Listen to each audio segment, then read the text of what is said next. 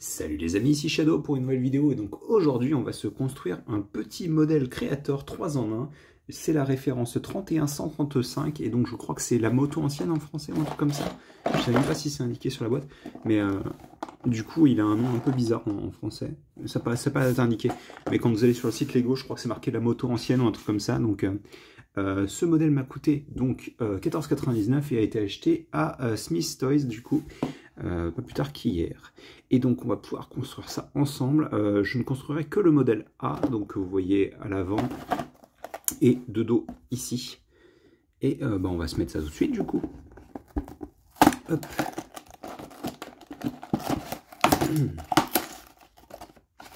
Alors. Hop là, excusez-moi. Ah, j'avais complètement zappé ça, mais c'est vrai qu'en effet, maintenant ils incluent un modèle par par moto en fait. D'ailleurs oui, c'est celui-ci le modèle 1. Hop. Donc on va construire celui-ci aujourd'hui. Donc 2 roues, c'est rigolo, elles ont une texture très mate du coup j'allais dire oui, c'est de la gomme en gros, du caoutchouc. Et 2 sachets. Donc de ce que j'ai compris, le set est plutôt petit vis-à-vis de son tarif, donc on verra bien ensemble une fois qu'on l'aura monté.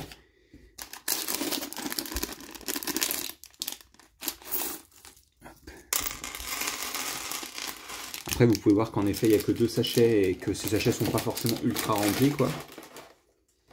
Mais je sais pas, il avait une petite allure sympathique je trouve.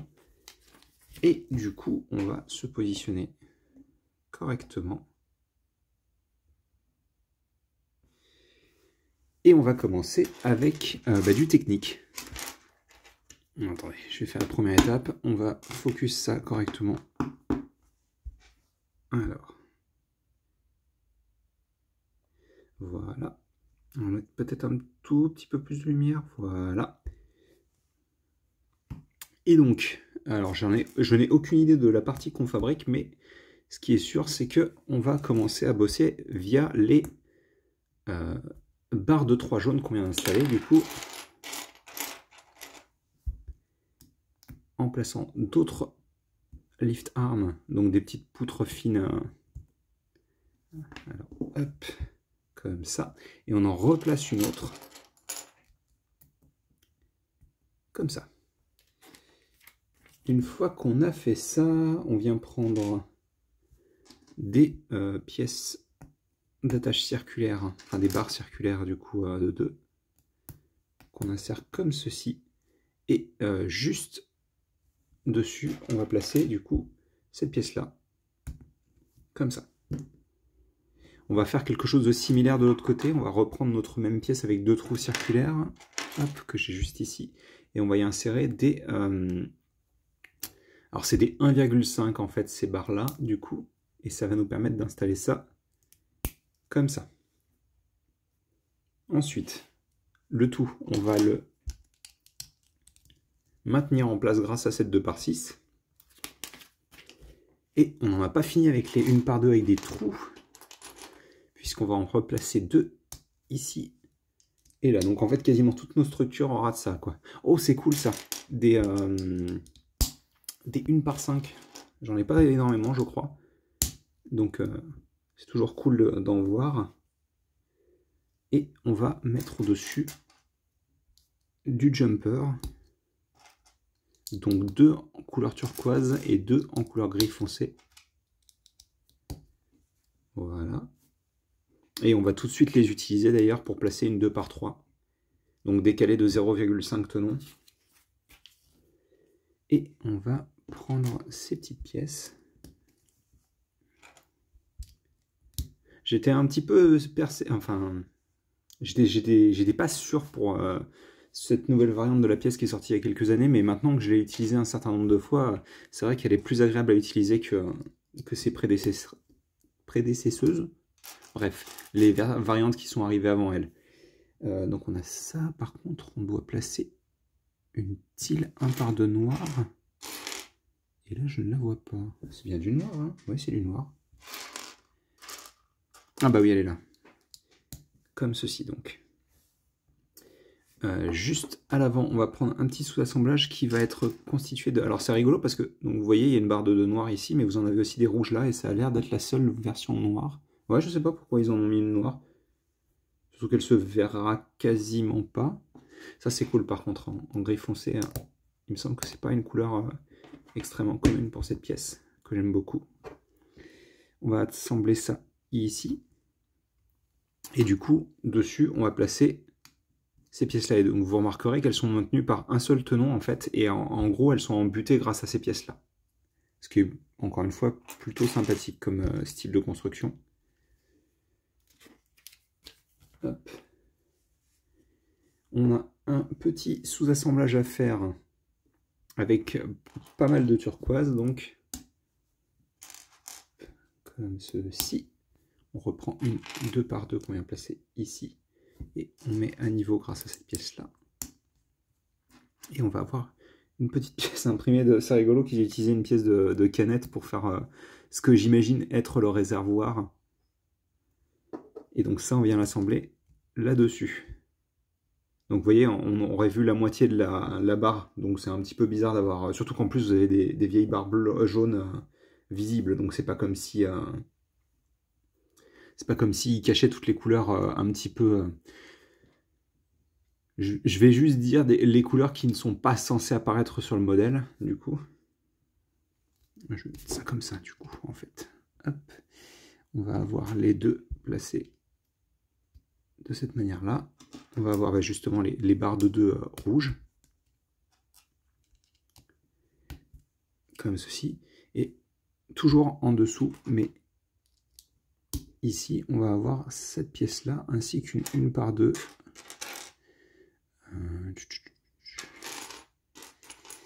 Alors, ah ben, elle est juste là. Comme ceci. Ah voilà, je m'en doutais un petit peu, ça me semblait bizarre. Hop, qu'on rajoute pas un petit peu de, comment dire, de pièces avec tenon en façade, parce qu'il faut quand même rattacher cette section-là qui est, pour le moment, j'imagine, assez faiblarde. On va prendre cette pièce, qui est plus récente qu'on ne le pense, cette variante-là. Hop. On attache ça ici et on va refermer aussi à l'avant comme ça. Ah, je pensais pas que ça descendrait aussi bas la structure. Alors, on retourne à nouveau. On a ici une pièce une par une avec clip. Je me demande si tout ça servira. Parce que donc du coup, forcément, vu que c'est un 3 en 1, il y a certaines choses qui ne serviront pas forcément sur le modèle A, parce qu'en fait, elles sont utilisées sur le modèle B ou C. Hein. C'est comme ça que ça doit fonctionner, hein, parce que sinon ça coûte trop cher à produire, de devoir placer toutes les pièces parfaitement pour les 3 modèles. Donc on a ça. On va prendre ces pièces-là, donc qui sont les variantes sans friction, mais en blanc, du coup, ce qui est cool, parce que ça reste relativement rare. Je crois que ma première expérience avec la couleur, ça devait être avec la DeLorean, si je dis pas de bêtises. Avec cette pièce dans cette couleur-là. Donc on est comme ça. On vient prendre cette 2 par 4 couleur turquoise. Et là, on va avoir... oui, ça, attaché ici. Il n'indique pas de le mettre dans une position particulière, donc on va le laisser comme c'est affiché. Hop. On recommence ici avec nos clips. Et là, je pense pour le coup que les clips, en effet, ne serviront pas. Pas ceux-là, en tous les cas. On verra bien après. Hein. On va refermer aussi l'ensemble avec cette pièce-là, donc. Et on va recouvrir avec ça. Et bien sûr, la même pièce, du coup. Excusez-moi pour mon superbe bras poilu. Hop, on va retourner la pièce parce que c'est pas très joli de voir la marque de moulage. Ok, alors, on va prendre notre première roue. On va insérer déjà, premièrement, une barre de 4 avec un cran d'arrêt, comme ceci. Puis, on va prendre cette pièce de disque slash roue. On va lui laisser un petit peu de friction, enfin de jeu pour qu'elle puisse tourner sans friction, justement. On prend ceci. Ouais, super, c'est nickel. on va reprendre donc notre roue qu'on va mettre dans le même sens si possible. Voilà. Et enfin, on prend ceci et ça, on vient l'attacher à ce niveau-là. Ah oui, d'accord, la construction a l'air d'être... enfin, la moto, elle va être comme ça, quoi, en fait. Hein. Ça fait... Dis donc, elle fait du bruit, là, la roue. Hein. Ah non, non, non, d'accord, ok. Donc, en effet, on va bien se servir de... C'est de pierre en pierre, par contre, les... je remarque là, je vais vous montrer. Les portes de moulage...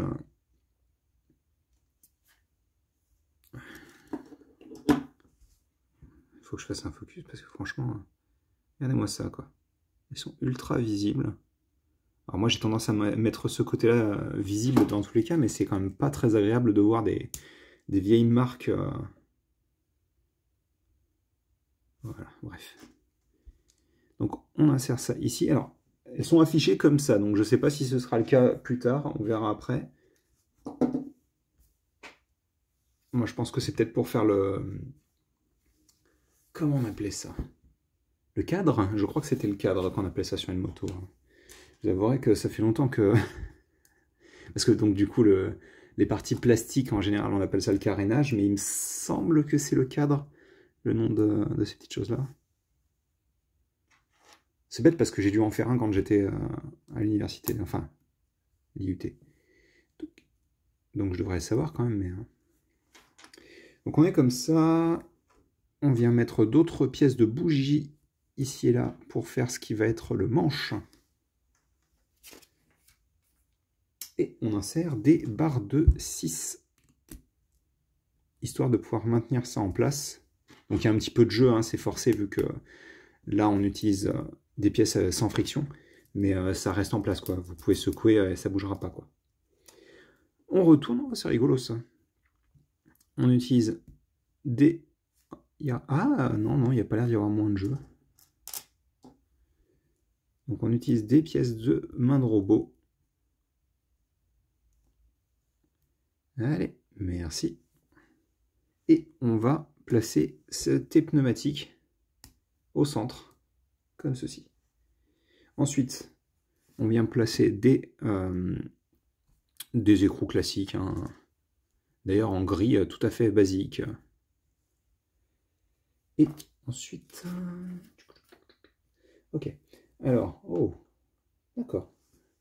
On vient prendre notre pièce de dôme, on y place une pièce transparente comme ceci, et dans son dos, on vient placer une fois une circulaire avec un trou, et ça nous permet d'insérer ça comme ceci, donc, et de casser tout.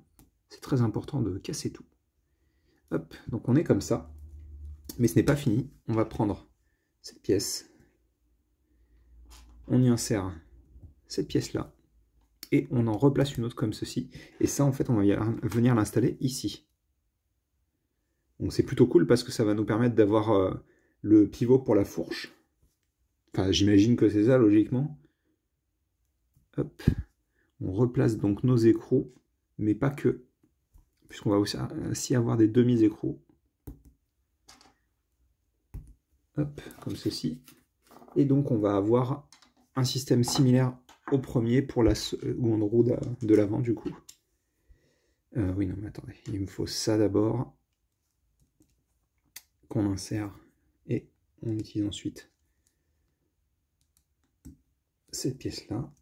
Et une fois qu'on a fait ça, bien entendu, on vient placer la roue, on rattache une pièce identique là, on prend ça, et on installe ça, bien entendu, au bout de la fourche. Allez, hop là, voilà. Attendez. Ouais. Alors, vu comment c'est construit, il doit y avoir... Ouais, c'est ça, c'est la manière dont c'est construit, un certain jeu qui fait que... Alors, on vient placer ça ici, et donc du coup, on vient attacher la chose comme ceci. Voilà. Et donc ça, entre-temps, ils nous disent de les mettre, enfin, ils nous montrent de les mettre comme ça, donc pour faire en effet le cadre. Est-ce que ça, c'est censé être le kickstand, du coup? Ouais, c'est censé être le kickstand. Alors, attendez, on va continuer du coup. Donc je ne refais pas de focus immédiatement. Vu qu'on va commencer avec cette pièce-là. Et on insère du coup 2 exemplaires de part et d'autre. Attendez. Comme ceci. On aura cette pièce. Tandis que de l'autre côté, on aura une barre de 2. Là, on va installer 2 exemplaires de cette pièce. Et au bout, on aura... Ouais, j'ai l'impression que tu ne peux pas la pousser au maximum, en effet. Ils disent de placer ça comme ça. On va avoir une barre de 2 circulaire. Puis un macaroni, une barre de 2, un autre macaroni et un micro-miron sans friction ici. Et donc ça, on va venir l'installer. Alors j'imagine que c'est comme ça, c'est ça. Donc, ici et là. Comme ceci. Allez, une dernière construction qui commence avec cette pièce-là. Des pièces machine à laver ou feu de voiture, peu importe.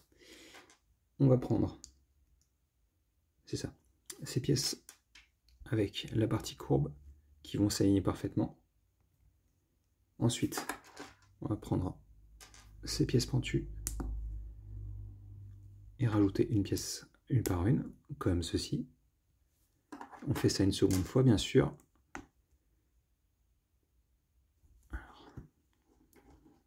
C'est mieux quand ça s'aligne parfaitement. Voilà. On est comme ça.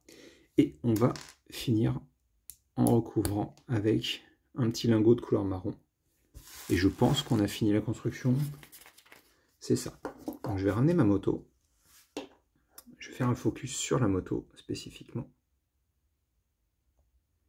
Et on va installer le siège du coup.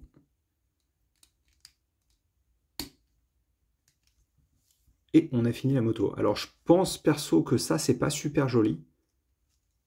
Mais de manière générale, elle est franchement plutôt pas mal, hein, la moto. Hein.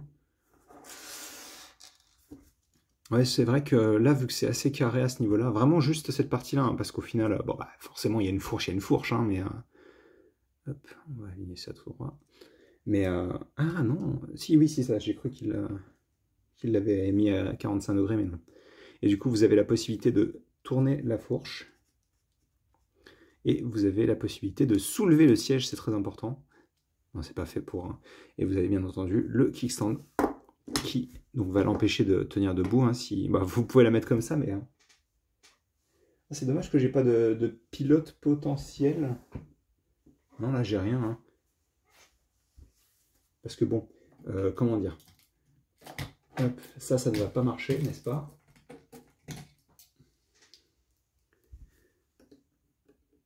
Légèrement trop petit, quoi.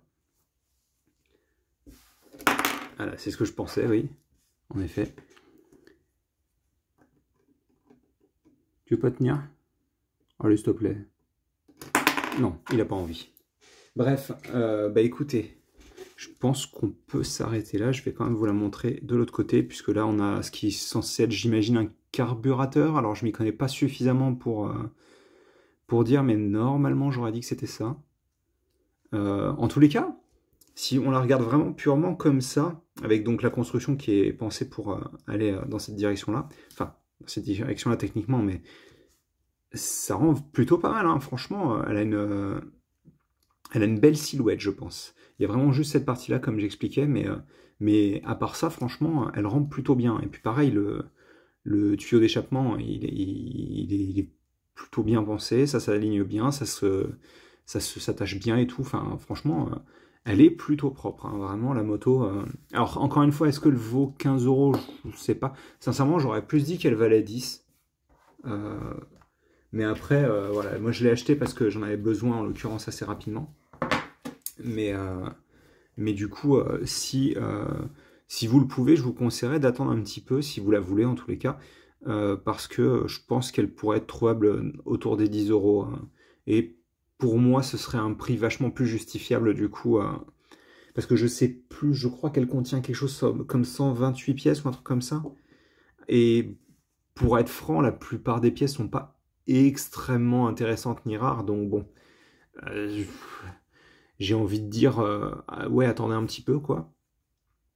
Mais en tous les cas, si on ne prend pas en compte tout ce qui est pécunier, le modèle en lui-même est franchement joli, quoi.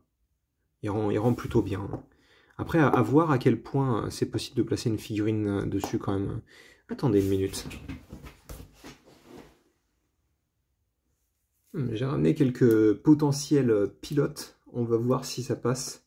Alors, j'ai ramené un Optimus Third Party par New Age.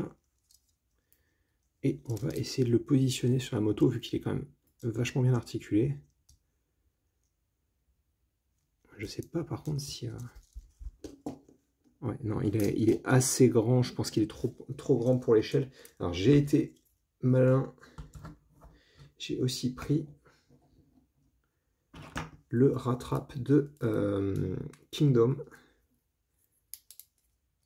qui lui était pour le coup disponible complètement en France et tout ça.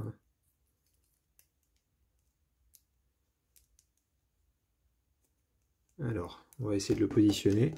Ça me semble déjà plus à l'échelle, par contre, bon. Alors, le truc, c'est qu'il me semble que 3 mm, ça doit être la bonne taille pour... Ouais, il a l'air d'être un petit peu, comment dire, capricieux, donc je pense qu'en effet, c'est pas exactement la bonne taille pour...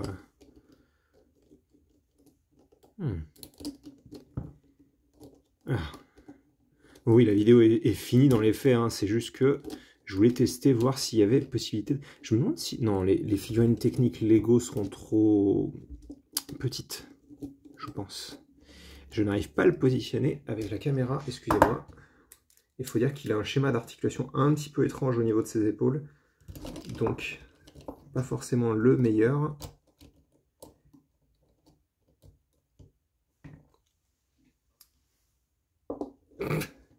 Ça passe en vrai, même s'il peut pas vraiment s'attacher au guidon, du coup. Et juste, bah, j'allais dire juste pour le fun, on peut prendre Iguanus, mais j'avais oublié que sa queue n'était pas amovible, et donc du coup, bah, il peut pas vraiment s'asseoir, quoi. Bref, on va arrêter de jouer avec des Transformers dans une vidéo Lego. Bah écoutez, j'espère que vous avez apprécié cette vidéo, et nous, on se retrouve, je l'espère, très bientôt, pour de nouvelles vidéos.